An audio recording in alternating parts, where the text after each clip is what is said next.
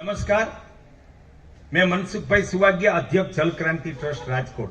Check dam तालाब योजना से देश को जल क्रांति प्रदान की है। कोई प्रदेश में, जैसे हमारा बनासकांठा, उत्तर गुजरात, वहां वेण नदी की संख्या ना के बराबर है। वहां चेकडेम तालाब बहुत कम बन सकते हैं, तो वहां कुआ रिचार्जिंग एक अनिवार्य बाबत है।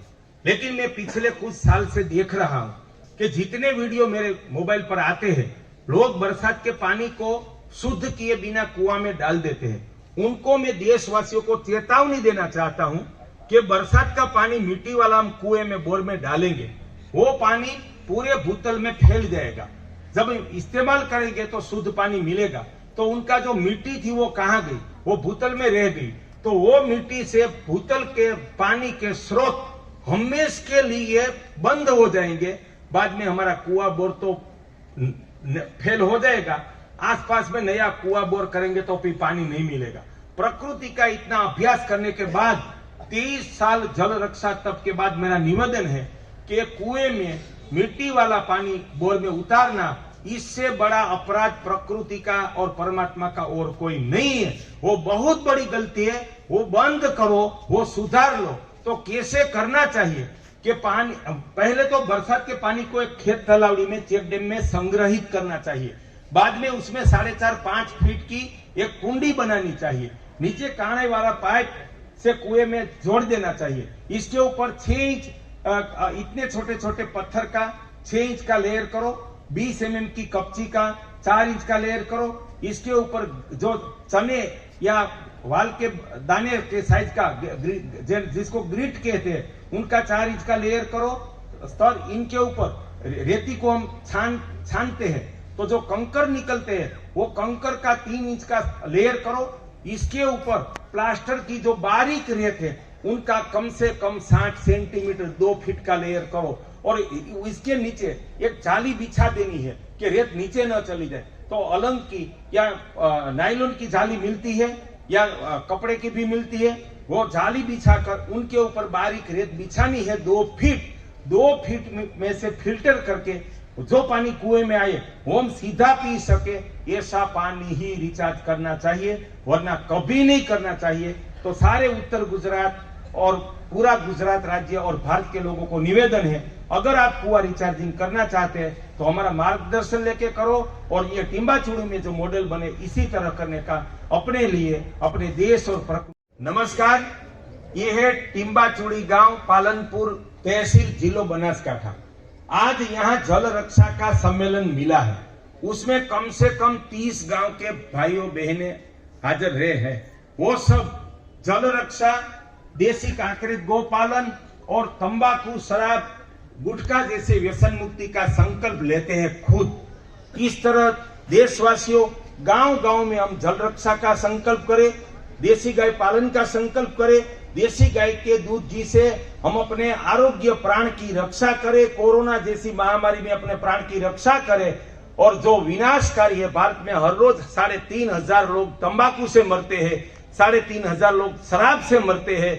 तो हम अपने जीवन की रक्षा करें। वो परमात्मा धर्म है, वो राष्ट्र धर्म है, वो जीवन धर्म है। टिम्बाचूड़ी से प्रेरणा लेकर आप भी जल रक्षा का संकल्प करो, देसी गो पालन का संकल्प करो, देसी गाय के दूध घी छाछ के आहार का संकल्प करो, गाय आधारित प्राकृतिक कृषि के आहार का संकल्प करो और व्यसन मुक्ति का संकल्प करो। आपके मनसुख भाई सुवाग्या।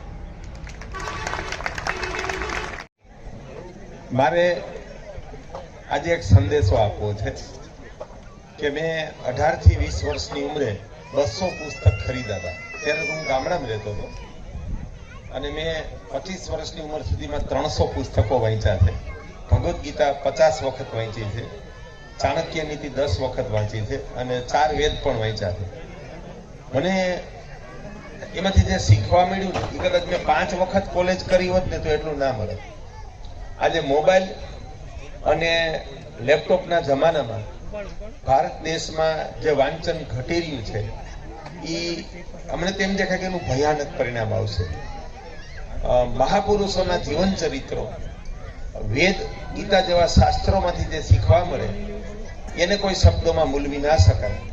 તો નવી પેઢીને પ્રેરણા મળે એટલે જ્યારે જ્યારે મને કોઈ મળવા આવે છે અથવા તો આવા કોઈ પ્રસંગોમાં જવાનું થાય તો હું યુવાનોને પુસ્તકો ભેટ આપું છું.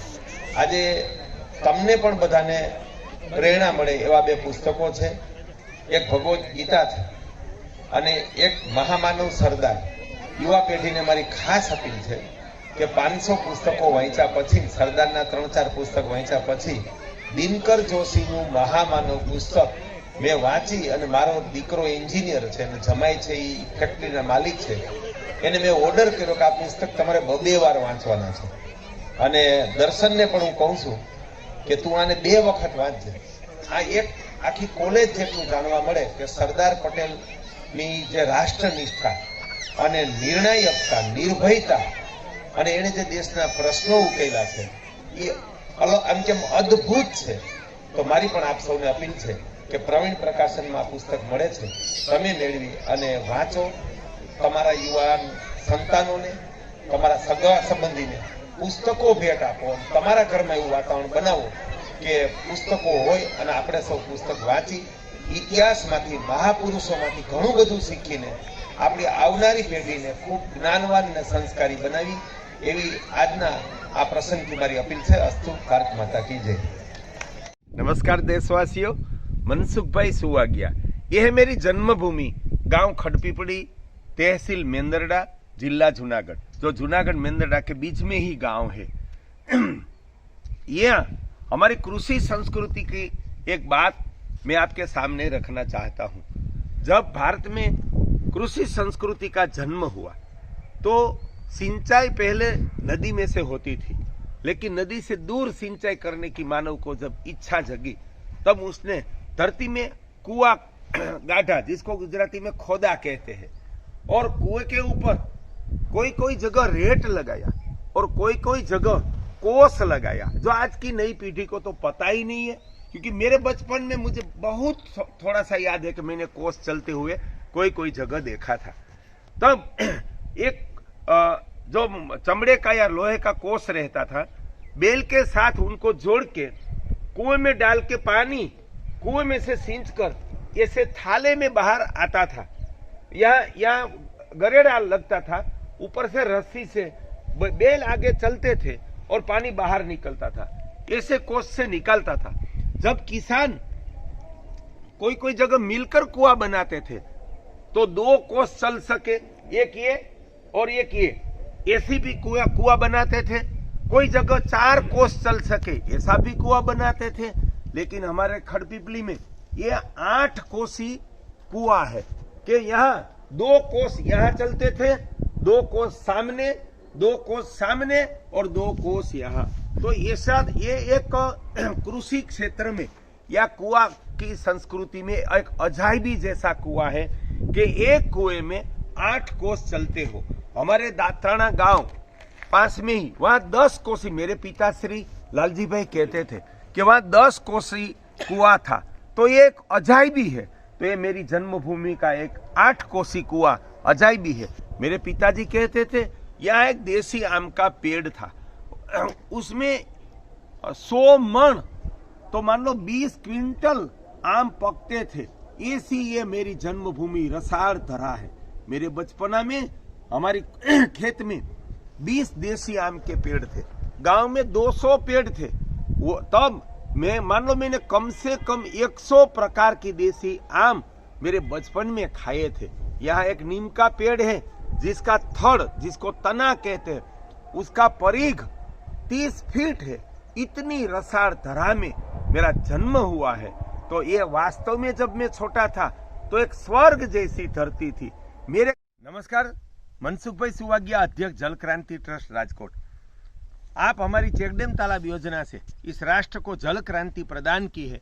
300 गांव में 3000 चेकडैम तालाब लोगों के श्रमदान से और लोक फंड से बनाए, उससे सुपरिचित है। हम भूतल का पानी तालाब चेकडैम में संग्रह करते हैं कि हमारा भूतल जल संपन्न हो, लेकिन भूतल में से मीठा पानी मिले तो ही हम कृषि का में इस्तेमाल कर सकते, पी सकते हैं। कोई कोई प्रदेश ऐसा रहता है कि वहाँ बहुत क्षारी पानी रहता है।